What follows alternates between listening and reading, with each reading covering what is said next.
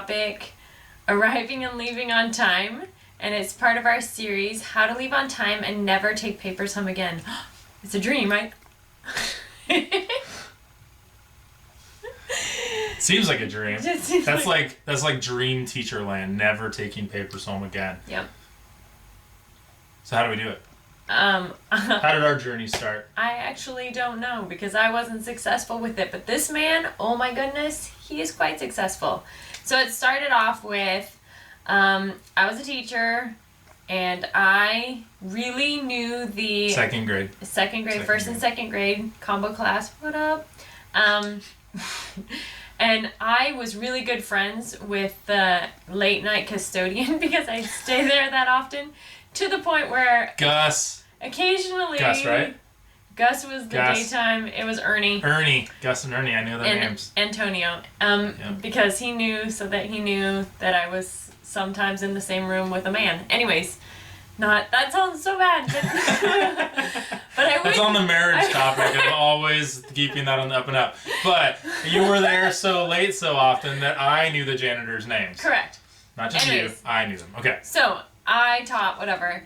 And then when we had our first daughter, I stayed home, and I remember there were times, so she was born in the summer, and I mean, just, you teach English, so you are constantly grading essays and lots of things, and you would sit there with your stack of papers and your drink of Mountain Dew, and we'd always joke about how he would gain weight when he had to grade essays. And then switch to Dr. Pepper. Dr. Pepper. But lots of Dr. Pepper. Yeah.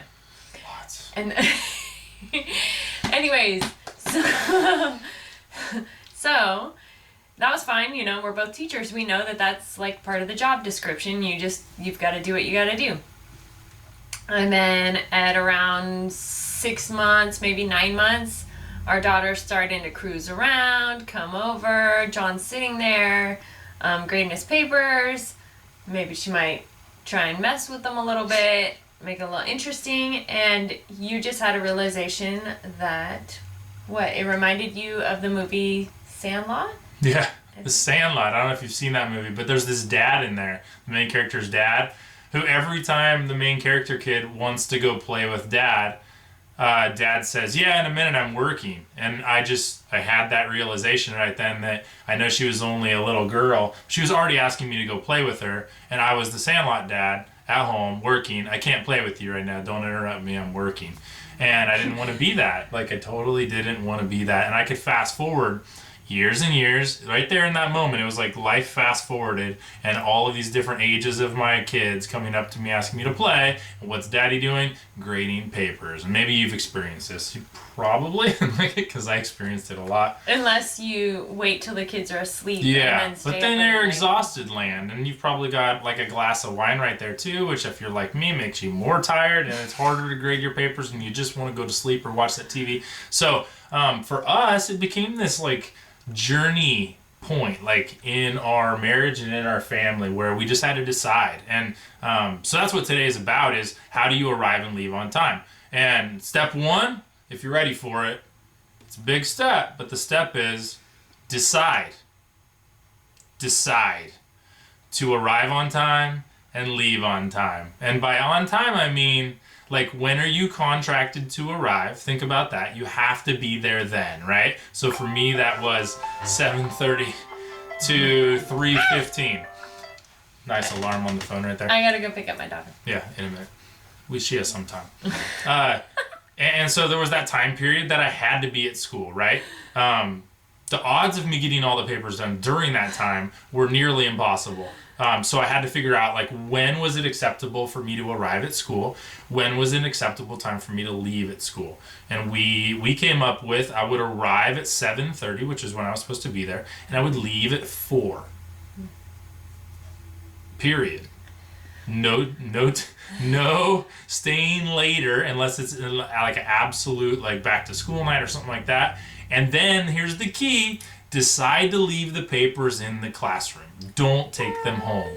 That's the first step. We'll talk about what to do about that later. Like, wait, but then when am I going to get all the papers done? That's a valid question. You do have to get papers graded. But that's not the most important question. Like, if you start with that side, then you'll never figure it out. Because I had to decide, what's my absolute? My absolute was no papers home and I leave on time. If that is the absolute, then something else has to change. And here's the thing is, like, I had to change a lot. Like, a lot of my classroom grading policies, a lot of the expectations that were out there just had to go away. And they had to change and they had to morph, but they never would have done that had I not drawn the line in the sand. So if you're serious about this, and we'll have more on the topics and we'll help you flesh out how to really do that, because I know you have lots of questions, like, really, no, that's impossible. It's not impossible. I did it for 7 years. 7 years, no papers home. They all got graded. My students did great on state testing. You can do it. It's possible. Even as an English teacher. Did you have grades for your report card? I had more grades than most of the teachers in my English department. And yeah, I mean, it's just, you can do it. You definitely can do it. Your students won't suffer for it. You can do it. And so that's the first thing, is you just have to decide. If you're not going to decide and you're not going to, there's no going back. You're burning this bridge. If you don't burn the bridge, you'll go back.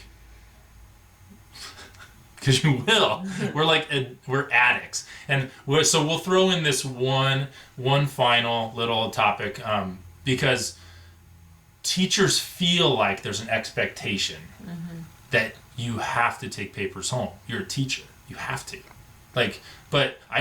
So after I drew a line in the sand, that was the first step I had to address, is, where's this pressure coming from that I have to take papers home? And I realized that it had never been said to me, ever. Like, no teacher, or teachers said it, like, oh, I gotta take papers home. But nobody ever came to me, ever, and said, you have to take papers home. It was this unspoken rule. I don't know where it came from, or how I adopted it, or how you adopted it. I don't know. But it's out there, and I just had to address it, that nobody is making me take papers home. Nobody is. So I can get rid of that expectation. And I did.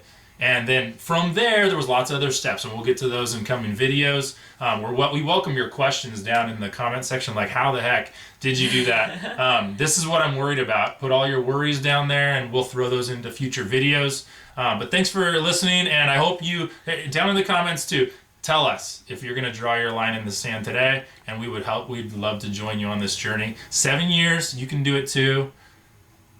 I gotta go get my daughter. Yeah. Bye. All right, bye.